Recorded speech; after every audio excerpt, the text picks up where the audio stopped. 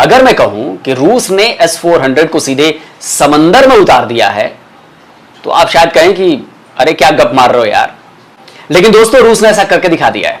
S-400 को उसने अपनी नेवी के एक जहाज पर फिट कर दिया है। इसके अलावा इसमें जिरकोन मिसाइलें भी तैनात की गई हैं जो मैक 9 की स्पीड से यानी ध्वनि की गति से 9 गुना तेज उड़ सकती हैं। अपने साथ इतने हथियार लेकर चलता है जितना एक दो नहीं 5-5 वॉरशिप्स में भी नहीं होते होंगे इतने हथियार। तभी इसे वॉरशिप नहीं कहते हैं, इसे कहते हैं बैटल क्रूजर।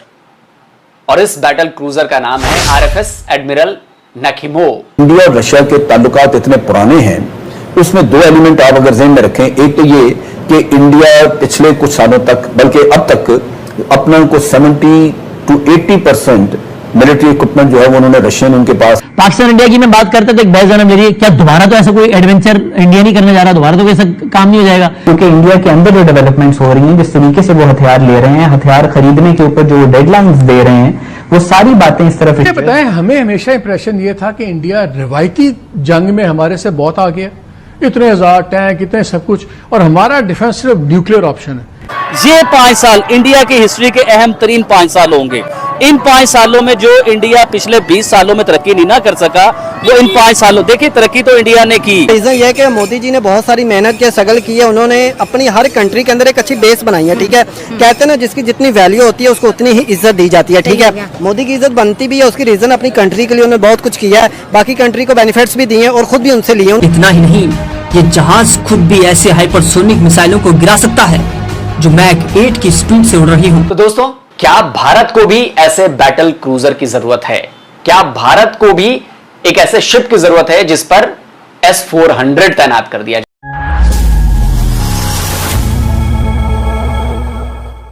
8 अगस्त 2020 की है। इसमें बताया गया कि शिप में नई तोप, नए रडार और नया मिसाइल सिस्टम लगा दिया गया है। और ये वाली जो तस्वीर है ये जनवरी 2021 की है।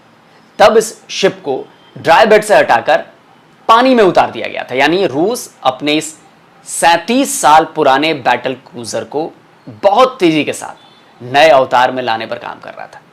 और इस साल जुलाई में खबर आई कि रूस ने दुनिया के सबसे विशाल कॉम्बैट शिप को डीप रिफर्बिशमेंट के बाद पानी में उतार दिया है। लेकिन शिप की टेस्टिंग पूरी नहीं हुई थी। रूस की मीडिया एजेंसी तास ने 18 अगस्त को बताया कि एडमिरल नाखिमोव अब फैक्ट्री सी ट्रायल के फेज में पहुंच चुका है और इसका पहला सी ट्रायल सफेद सागर में किया गया। इसके बाद इसे कई महीनों तक बैरेंट्स सी में टेस्ट किया जाएगा। इसके सी ट्रायल की तस्वीरें भी सामने आ चुकी हैं। यही है वो RFS एडमिरल नाखिमोव जो 28 साल बाद समंदर के समर में लौटने की तैयारी कर रहा है। तो अगले कुछ महीने तक रूस का यह बैटल क्रूजर सी टेस्टिंग के अलग अलग लेवल, अलग अलग फेजेस से गुजरेगा। टेस्ट के दौरान जो कमियां नजर आएंगी या फिर किसी बदलाव की जरूरत होगी तो वो किए जाएंगे। टेस्ट में फिट पाए जाने के बाद इसे रूस की नेवी में फिर से शामिल कर लिया जाएगा, यानी कि कमीशन किया जाएगा। हालांकि इसमें अभी के मुताबिक 6 से 8 महीने का समय और लगना है। खैर, अब मैं आपको बताता हूं कि इस शिप के रीबर्थ को लेकर दुनिया भर में इतनी चर्चा क्यों हो रही है। और उसकी वजह है बैटल क्रूजर शिप की ताकत, इसकी मारक क्षमता, इसकी रेंज। अभी तक नए अवतार में सामने आ रहे RFS एडमिरल नाखिमोव की पूरी स्पेसिफिकेशन सामने नहीं आई है, लेकिन इसमें लगाए गए नए हथियारों के बारे में कई मीडिया रिपोर्ट्स में बताया गया है। 251.1 मीटर लंबा यह शिप 28,000 टन वजनी है। इतने विशाल और भारी भरकम वजन की वजह से ही इसे समंदर का महाबली कहा जाता है। एयरक्राफ्ट करियर के अलावा दुनिया में दूसरा कोई नेवल शिप इतना बड़ा नहीं है। 1941 तक यूनाइटेड किंगडम की नेवी में HMS हुड नाम का बैटल क्रूजर था जो इससे भी बड़ा था। उसकी लंबाई 262 मीटर की थी। 24 मई 1941 को डेनमार्क युद्ध के दौरान यह शिप डूब गया था। एडमिरल नाखिमोव न्यूक्लियर पावर्ड है। इसमें 2 न्यूक्लियर रिएक्टर लगे। इसके अलावा ये स्टीम सिस्टम से भी ऑपरेट हो सकता है। इसके लिए इसमें 2 बॉयलर भी लगाए गए हैं, 2 स्टीम टरबाइन और 2 शाफ्ट भी हैं। अनलिमिटेड रेंज वाला यह बैटल क्रूजर 59 किलोमीटर प्रति घंटे की रफ्तार से चल सकता है। इतने बड़े शिप के लिए 59 किलोमीटर की स्पीड बहुत अच्छी मानी जाती है। अब आपको इसके आर्मामेंट की नई ताकत के बारे में बताता हूं। मिलिट्री वॉच के इस आर्टिकल की हेडलाइन देखिए, लिखा है रूस के इस नए क्रूजर पर S-400 एयर डिफेंस की 3 फुल बटालियंस तैनात हैं जो इसे एयर डिफेंस मॉन्स्टर बना रही है। S-400 की 3 बटालियन का मतलब समझ रहे हैं आप? एक बटालियन में 8 लॉन्चर होते हैं, यानी बैटल क्रूजर पर S-400 के 24 लॉन्चर्स हैं। एक लॉन्चर में 4 ट्यूब्स लगे होते हैं, यानी 4 मिसाइलें। तो 3 बटालियन में कुल हो गए 96 लॉन्चिंग ट्यूब्स हो गई, यानी एक बार में एडमिरल नाखिमोव S-400 की 96 मिसाइल्स फायर कर सकता है।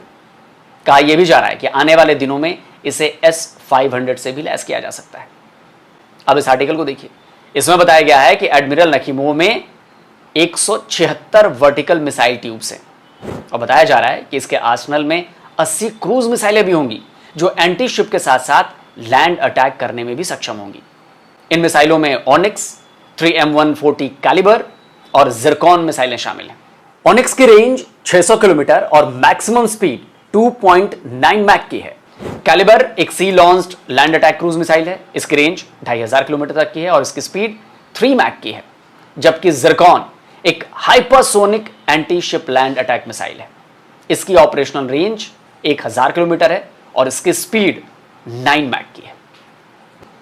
जरा सोचिए, जब इतनी घातक और संहारक मिसाइल के साथ ये न्यूक्लियर पावर्ड बैटल क्रूजर जंग के मैदान में उतरेगा तो दुश्मनों पर किस तरह तबाही की आग बरसाएगा। तो दोस्तों, क्या भारत को भी ऐसे बैटल क्रूजर की जरूरत है? क्या भारत को भी एक ऐसे शिप की जरूरत है जिस पर S-400 तैनात कर दिया जाए?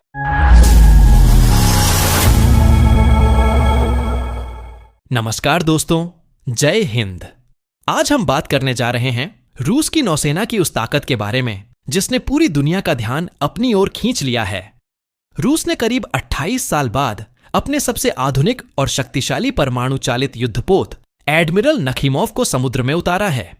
यह जहाज सोवियत दौर का बना हुआ किरोव क्लास बैटल क्रूजर है, लेकिन लंबे समय तक मरम्मत और उन्नयन के बाद अब यह पहले से कई गुना ज्यादा खतरनाक बन चुका है। विशेषज्ञों का मानना है कि यह जहाज किसी भी आधुनिक नौसैनिक बेड़े के लिए गंभीर चुनौती बन सकता है, क्योंकि इसमें ऐसे हथियार और रक्षा प्रणाली लगी हुई हैं जो अब तक किसी दूसरे युद्धपोत में नहीं देखी गई।